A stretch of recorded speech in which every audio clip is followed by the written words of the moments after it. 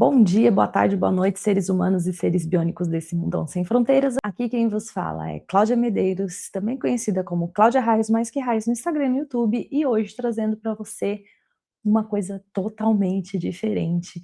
E a gente vai tentar conectar isso com os objetivos desse canal. E vai ser muito fácil, porque a história já preparou tudo isso para gente. Para você que já acompanhou a história da ciência reversa, sabe que a origem de tudo, de todos esses telescópios espaciais que nós olhamos e usamos hoje para poder conhecer o nosso universo, começou da pergunta fundamental, daquelas primeiras pessoas que olharam para o céu, encontraram padrões e tentaram identificar ali um pouquinho do que significa ser humano, do que significa a nossa existência no planeta Terra. E para isso, ao longo do tempo, essa história foi contada de diversas formas. E hoje eu vou trazer para vocês aqui uma pequena parte dessa história contada por um personagem muito interessante em uma série de cantos, que é a Ilíada. E antes de mais nada, eu quero pedir para você não esquecer de deixar o seu like, compartilhar esse canal com quem também gosta de conhecer um pouquinho mais sobre o nosso universo e não esquece de deixar o seu comentário aqui. O que é que você gostaria de conhecer mais a respeito do universo para que a gente possa trazer esse conteúdo para você? E o que é a Ilíada? A Ilíada é um dos poemas épicos mais antigos e influentes da literatura ocidental. Ele é composto por aproximadamente 24 mil versos organizados em 24 cantos. O nome vem de Ílion, o nome grego antigo para a cidade de Troia. Já ouviu falar nesse nome, né? O poema, ele narra os eventos da tal da Guerra de Troia, especificamente focando nos últimos 10 anos do conflito, com ênfase particular na fúria do herói Aquiles e seu confronto com Heitor, o príncipe troiano. Se você já assistiu esse filme, comenta aqui. Mas a narrativa da Ilíada é extraordinariamente complexa. Ela não começa com o início da guerra, mas sim com o 9º ano de conflito, quando Aquiles, o maior guerreiro grego, entra em disputa com Agamenon, o comandante supremo das forças gregas. Essa disputa, pessoal, leva Aquiles a recusar-se a lutar, deixando os gregos em desvantagem. A morte de seu melhor amigo, Patroclo, finalmente o move a retomar a batalha, resultando em um confronto épico com Heitor, que muda o curso da guerra. Mas a Ilíada é muito mais do que uma simples narrativa de guerra. É uma exploração profunda da honra, da glória, do destino, da mortalidade humana e da intervenção divina nos assuntos dos mortais. Os deuses do Olimpo não são meros observadores, eles participam ativamente da guerra, cada um apoiando seus heróis favoritos, criando uma trama que entrelaça o divino e o humano.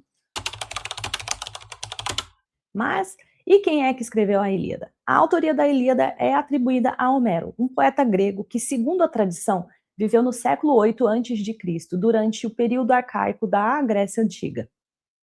No entanto, a questão da autoria de Homero é uma das mais debatidas da história literária, conhecida como questão homérica. Durante séculos, estudiosos questionaram se Homero foi realmente uma pessoa única ou se a Ilíada e a Odisseia foram compostas por múltiplos autores ao longo de gerações. Alguns argumentam que os poemas eles foram originalmente transmitidos oralmente por bardos, áedos que viajavam pela Grécia Antiga recitando histórias em festivais e banquetes. Esses bardos teriam gradualmente refinado e expandindo as histórias até que foram finalmente compiladas de forma escrita. A maioria dos estudiosos modernos, no entanto, concorda que, independente de como os poemas evoluíram, há uma coerência narrativa e estilística que sugere que uma figura central, que podemos chamar de Homero, foi o responsável pela composição final da Ilíada, como a conhecemos hoje. Homero teria sido um poeta de gênio extraordinário que sintetizou tradições orais anteriores em uma obra de arte literária unificada. A importância da Ilíada para a civilização ocidental não pode ser exagerada. Ela é, em muitos sentidos, o texto fundador da cultura europeia.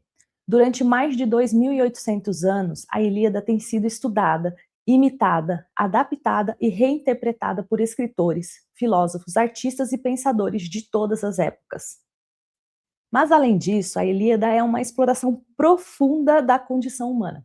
Ela examina temas universais como a honra, a glória, a amizade, o amor, a morte, o destino, a responsabilidade moral.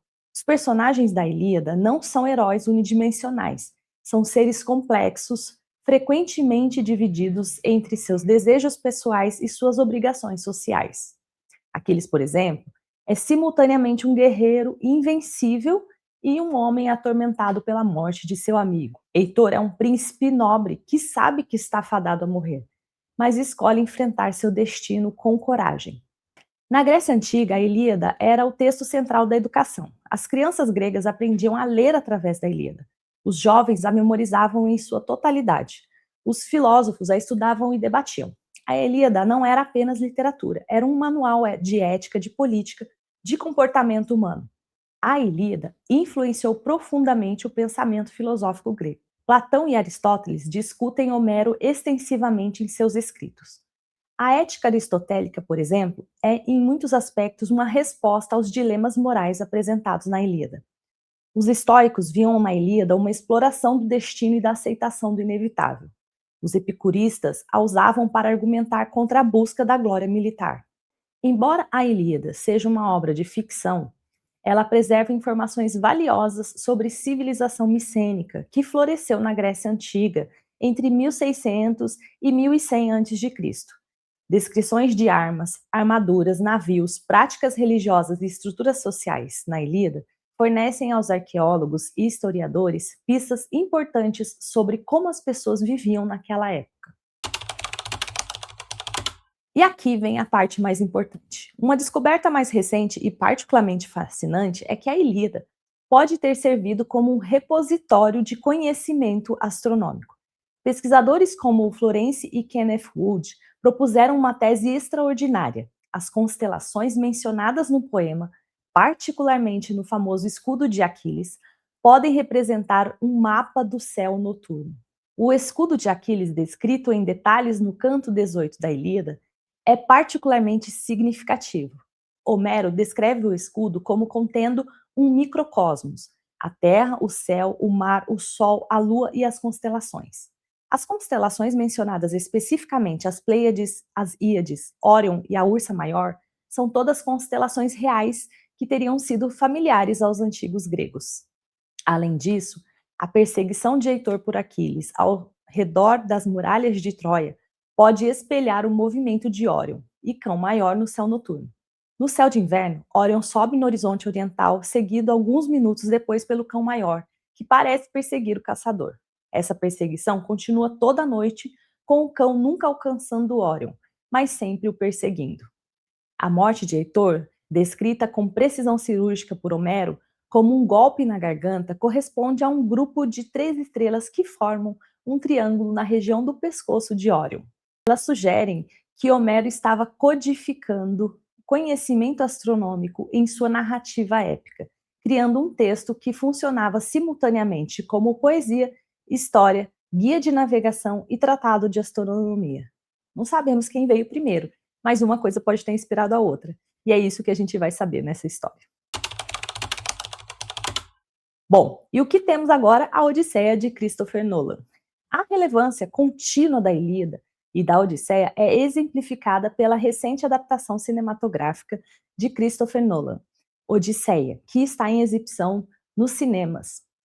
Nolan, conhecido por seus filmes épicos e intelectualmente desafiadores, escolheu adaptar a Odisseia para a tela grande, trazendo a jornada de Odisseu para a era moderna. Embora Odisseia seja uma adaptação contemporânea, ela mantém os temas centrais do poema original: a jornada, o retorno para casa, a perseverança diante de obstáculos aparentemente impossíveis e a exploração de como o tempo e o destino moldam nossas vidas. Ao trazer a Odisseia para o cinema moderno, Nolan reconhece que essas histórias antigas continuam a falar ao coração humano. A escolha de Nolan de adaptar a Odisseia e não a Ilíada inteira é particularmente significativa. Enquanto a Ilíada é uma história de guerra e conflito, a Odisseia é uma história de viagem, descoberta e retorno.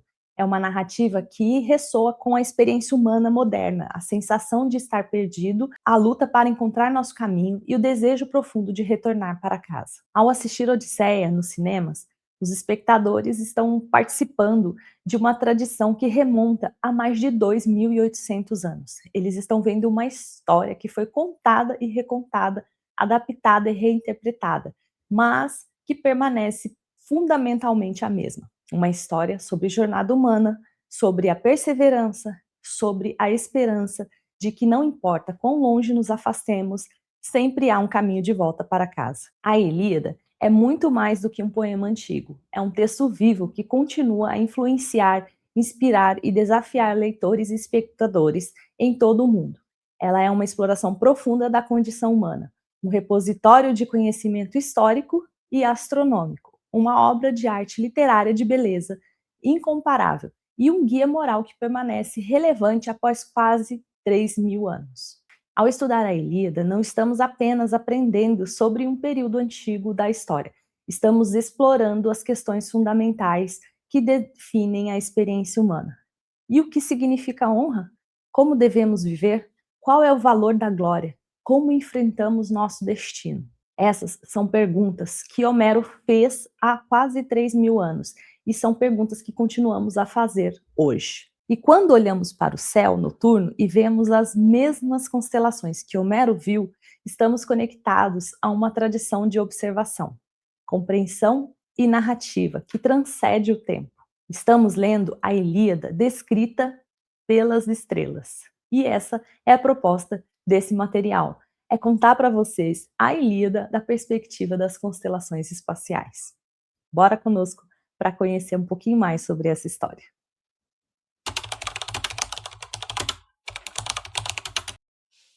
Não esquece de iniciar esse vídeo deixando o seu like, compartilhando com pessoas que também gostam de conhecer como o céu inspira as gerações.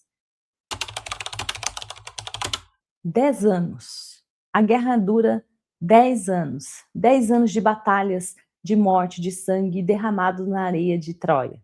Os gregos e os troianos lutam pela honra, pela glória, pela imortalidade, através da fama. Mas, no canto 16 da Ilíada, algo muda. Aquiles, furioso por uma questão de honra com o comandante Agamenon, recusa-se a lutar.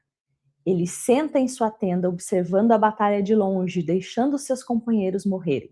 Seu melhor amigo, Patroclo, não consegue suportar ver seus companheiros caindo. Ele pede a Aquiles que lhe empreste a sua armadura, esperando que o inimigo pense que é Aquiles e recue em medo. Aquiles, relutante, concorda. Patroclo veste a armadura de Aquiles, entra na batalha por um tempo. E por um tempo funciona. Os troianos recuam assustados. Patroclo mata muitos guerreiros troianos. Mas então Heitor o vê. Heitor, o príncipe de Troia, o maior guerreiro troiano, o filho do rei Príamo. Heitor sabe que não é Aquiles. Ele sente, e em um duelo feroz, Heitor mata Patroclo. Quando Aquiles recebe a notícia, algo muda dentro dele. Não é apenas raiva, é uma fúria cósmica, uma fúria que transcende a humanidade. Aquiles grita. Seu grito é tão alto que os deuses do Olimpo o ouvem. Sua mãe Tétis o ouve. Atena, deusa da sabedoria, o ouve. Até Ares, o deus da guerra, o ouve. Uma mãe, desesperada. Tétis, a deusa do mar, mãe do maior guerreiro que a humanidade já conheceu, recebe a notícia que ninguém quer ouvir. Seu filho, Aquiles, perdeu sua armadura. Não é apenas uma perda material.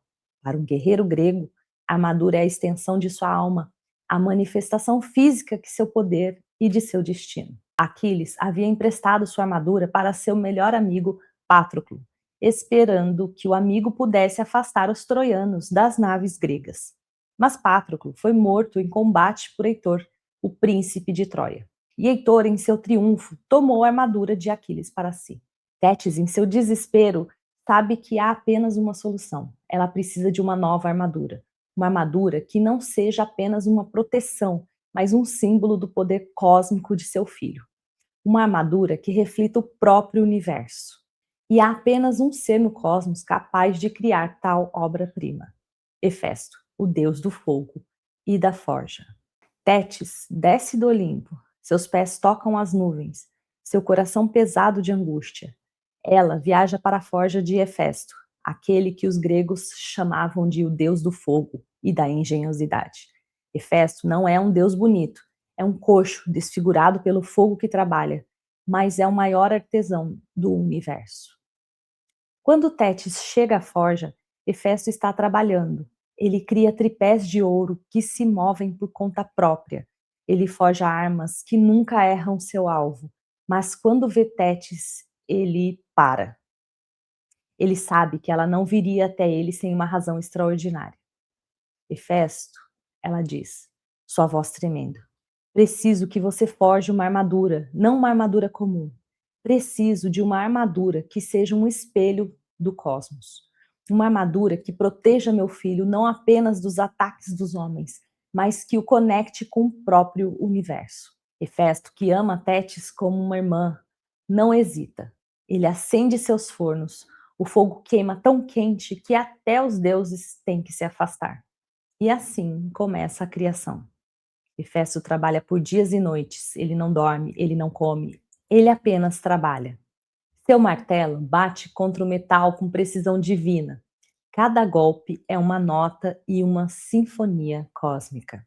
Mas Hefesto não está apenas forjando uma arma, ele está criando um universo em miniatura, um microcosmos, um reflexo do macrocosmos. Primeiro, ele forja a terra no centro do escudo, depois o céu, depois o mar. Ele coloca o sol infatigável que nunca descansa. Ele coloca a lua cheia que marca os meses. E então, coroando o céu, ele coloca as constelações.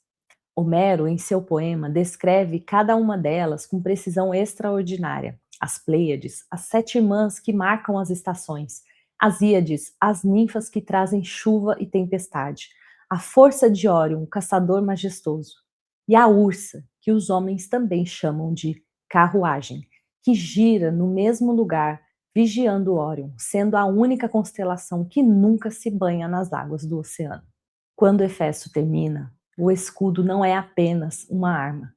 É um mapa do céu noturno, é um calendário, é um guia de navegações, é um tratado de astronomia disfarçado de metal e ouro. Hefesto entrega o escudo a Tétis e ela o leva para o seu filho Aquiles.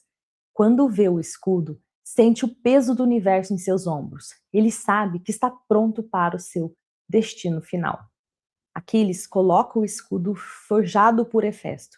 Ele pega sua lança, ele sai de sua tenda e nesse momento algo extraordinário acontece no céu. No canto 22 da Ilíada, Homero escreve algo que os estudiosos debateram por séculos.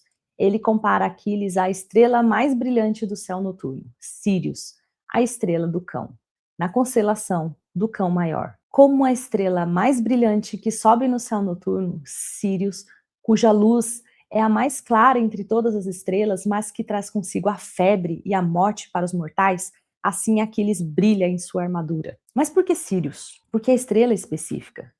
A resposta está na astronomia antiga. Para os gregos, Sírius não era apenas uma estrela bonita, era uma estrela perigosa. Seu surgimento no final do verão trazia canícula, dias de calor extremo, febres, pragas e morte. Aquiles, nesse momento, é Sírius. Ele é a febre que mata, ele é o calor que queima, ele é a morte encarnada. Aquiles corre, ele corre mais rápido do que qualquer mortal já correu. Seus pés não tocam o chão, ele praticamente voa. Heitor o vê vindo. Heitor, que é o maior guerreiro de Troia, sente medo. Ele sabe que Aquiles está em fúria. Ele sabe que Aquiles quer vingança. E ele sabe que não pode vencer. Heitor corre. Ele corre ao redor das muralhas de Troia. 3 vezes com Aquiles em seu encalço. É uma perseguição cósmica. É o cão maior perseguindo Órion no céu noturno. Pesquisadores como Florence e Kenneth Wood propuseram que essa perseguição não é apenas uma metáfora poética, é uma descrição literal do movimento das constelações no céu.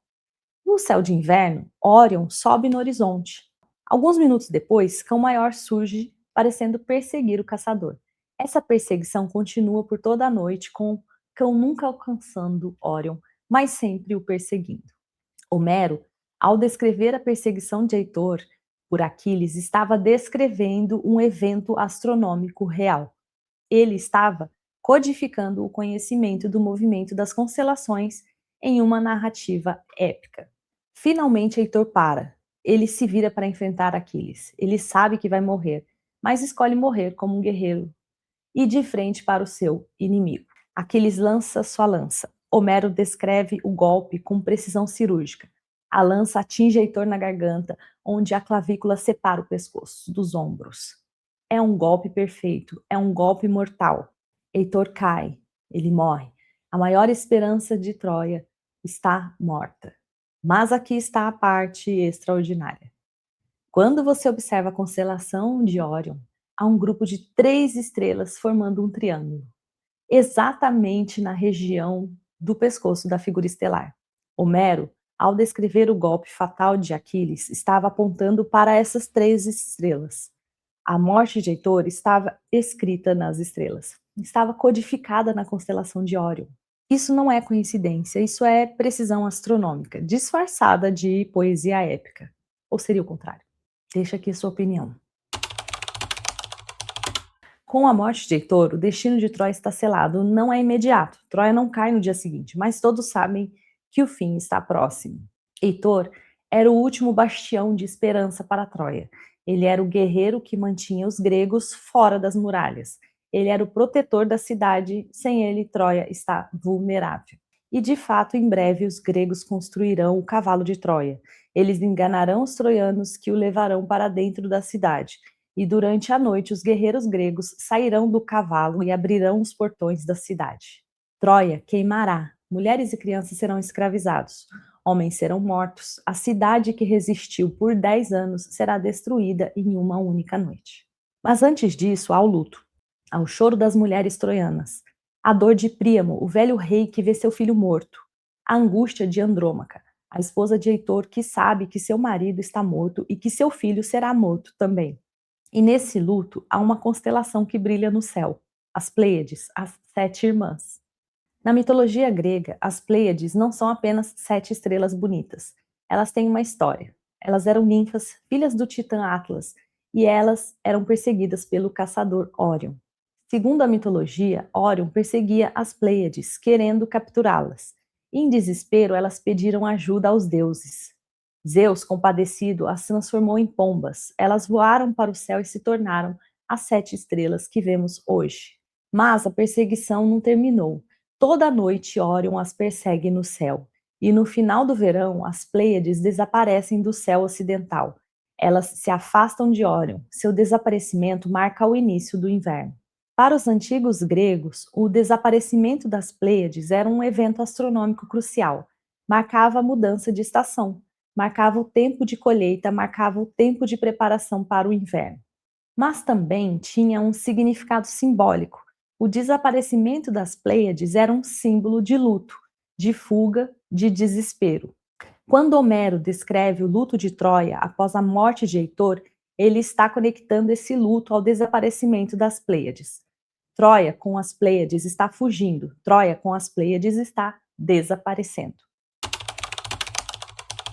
A cidade que brilhou tão brilhantemente durante 10 anos de guerra está se apagando. O inverno está chegando para Troia. E enquanto Troia queima, Odisseu inicia sua longa viagem de retorno. Ele não sabe que levará 19 anos para chegar em casa. 19 anos de tempestades, de monstros, de deuses furiosos, de tentações e de desespero. Mas por que 19 anos? Por que esse número específico? A resposta está em um ciclo astronômico antigo conhecido como o ciclo de Méton. O ciclo de Méton é um período de 19 anos após o qual as fases da Lua retornam ao mesmo dia do ano solar. É um ciclo que sincroniza os meses lunares com os anos solares. Os antigos gregos conheciam esse ciclo. Eles os usavam para criar seus calendários. Pesquisadores como Florence e Kenneth Wood propuseram que Homero estruturou a Ilíada e a Odisseia de acordo com este ciclo. A guerra dura 10 anos, o retorno dura 19 anos, ou em algumas interpretações a guerra dura 1 ano e o retorno dura 19 anos, mais ou menos assim. Seja qual for a interpretação, o ponto é claro. Homero estava codificando conhecimento astronômico em sua narrativa. Ele estava dizendo que a vida humana, a guerra, o retorno, tudo segue os ritmos do céu. Tudo segue os ciclos da Lua e do Sol. Enquanto as Pleiades guiam Odisseu através de tempestades, enquanto a Ursa Maior vigia seu caminho, enquanto Sírius brilha no céu, o tempo passa. 19 anos, um ciclo completo, um retorno ao equilíbrio. 19 anos de jornada, 19 anos de sofrimento, 19 anos de esperança e desespero alternando. Odisseu enfrenta Polifemo, o cíclope. Ele enfrenta Circe, a feiticeira que transforma seus homens em porcos. Ele ouve o canto das sereias. Eles tentam levá-lo à morte. Ele navega entre Sila e Caríbides, dois monstros que guardam um estreito. Ele é aprisionado na ilha de Calipso por 7 anos. Mas em cada momento, em cada desafio, Odisseu é guiado pelas estrelas. Quando Calipso liberta, ele o instrui: mantenha a Ursa sempre à sua esquerda. Ela é a única constelação que nunca se banha no oceano. Ela vigia eternamente. Siga e você chegará em casa. Odisseu segue as instruções. Ele navega sob o céu que viu a destruição de Troia. Ele navega sob as mesmas constelações que adornam o escudo de Aquiles. As Pleiades o guiam, Sírios brilha em seu caminho. Órion, agora morto, o acompanha como um fantasma no céu. E finalmente, após 19 anos, Odisseu avista Ítaca, sua casa, sua Penélope, seu filho Telêmaco, seu reino. Odisseu retornou durante a lua nova. Não é coincidência. Homero escolheu cuidadosamente este momento. A lua nova é o momento mais escuro do mês. É quando as estrelas brilham mais forte. É quando o universo está em equilíbrio perfeito entre a luz e a escuridão. Odisseu retorna em segredos. Ele não anuncia sua chegada. Ele caminha pelas praias de Ítaca como um mendigo. Ninguém o reconhece. Sua própria esposa Penélope não o reconhece. Mas Atena, a deusa da sabedoria, o reconhece. Ela o ajudou em toda a sua jornada, ela o guiou através de tempestades e monstros, e agora ela o ajuda novamente. Ela o disfarça de mendigo para que ele possa observar seu reino sem ser reconhecido. Enquanto isso, Penélope espera há 28 anos que Odisseu partiu. 10 anos de guerra em Troia, 19 anos de jornada de retorno. Penélope é uma mulher velha agora, mas ela nunca perdeu a esperança. Muitos pretendentes vieram para cortejá-la, pensando que Odisseu estava morto. Eles comem e bebem em seu palácio, desperdiçando sua riqueza. Eles a pressionam para escolher um novo marido. Mas Penélope recusa. Ela tece um sudário dizendo que escolherá um novo marido quando terminar.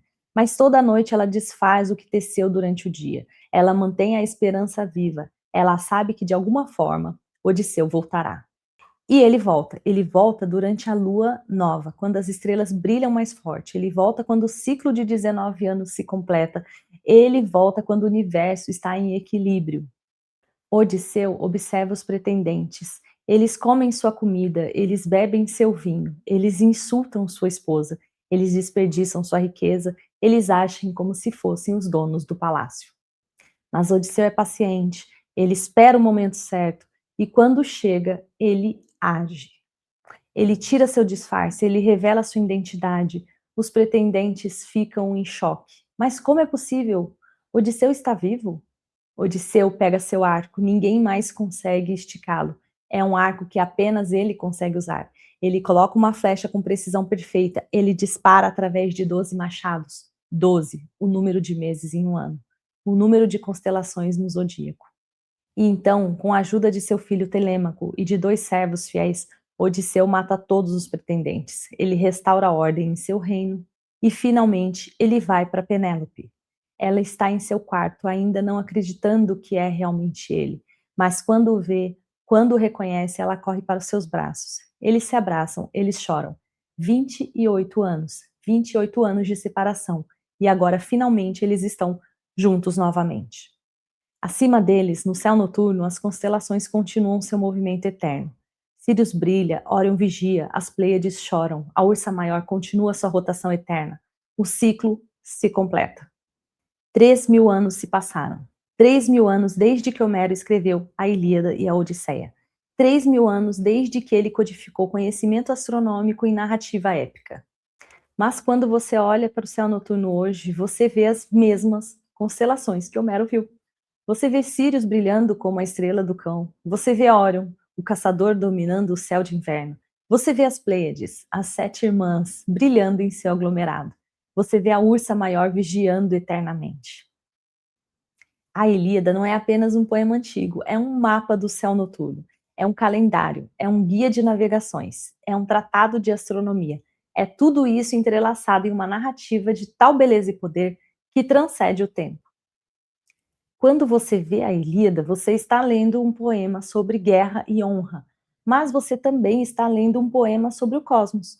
Você está lendo um poema sobre os ritmos do universo. Você está lendo um poema sobre o destino humano escrito nas estrelas. E quando você olha para o céu noturno, você não está apenas vendo pontos de luz. Você está vendo a história de Aquiles e Heitor. Você está vendo a jornada de Odisseu. Você está vendo a fúria e a glória, o sofrimento e o retorno. A guerra de Troia nunca terminou, ela continua todas as noites acima de nossas cabeças. Aquiles continua perseguindo Heitor, as Pleiades continuam chorando, Odisseu continua navegando, e nós, 3.000 anos depois, continuamos lendo a mesma história no céu. Muito obrigada por me acompanhar nessa jornada extraordinária através do céu homérico. E se você gostou de descobrir os segredos astronômicos de Homero, se você foi tocado pela beleza e profundidade da Ilíada e da Odisseia, deixe o seu like nesse vídeo. Isso nos ajuda a continuar criando conteúdo de qualidade.